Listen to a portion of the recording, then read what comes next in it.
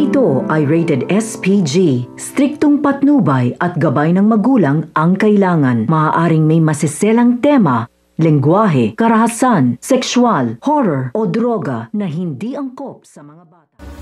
Matagal na ngang nakakulong ito nga si Ramon, kaya naman naiisipan na nga niya na gumawa na ng paraan upang nga makatakas na nga sa rehas.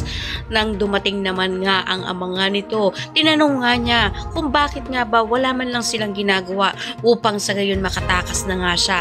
Subalit sinabi nga na patuloy nito ni Olga na hanggang ngayon ay mainit pa rin nga sila sa mga kapulisan. Kaya matapos nilang mag-usap ay sinabi na nga nito ni Ramon sa kanyang sarili na kahit nga daw walang gawin ang kanyang ama at ang kanyang kapatid ay gagawa na lang siya ng mag-isa ng paraan upang makatakas na nga siya at mabalikan niya na nga ang babaeng napunlaan nga niya at mabuhay niya nga muli ang kanyang anak. Kaya naman pinulong-pulong nga niya ang kanyang mga tropa sa loob nga ng kulungan upang gumawa ng kaguluhan at dito na nga niya isasagawa ang pagtakas nga niya at makuha niya na nga at makabalik na nga siya sa Quiapo at makita niya nga ang kanyang anak. Abangan nga natin ang makapagpigil hiningang pagtakas nga nito ni Ramon at kung magtagumpay nga kaya siya ay mapuntahan niya nga kaya itong si Marites at makita at makilala niya nga kaya ang anak nga niya na si Tanggol. Ang lahat ng inabangan natin, maraming salamat sa iyo panonood at God bless.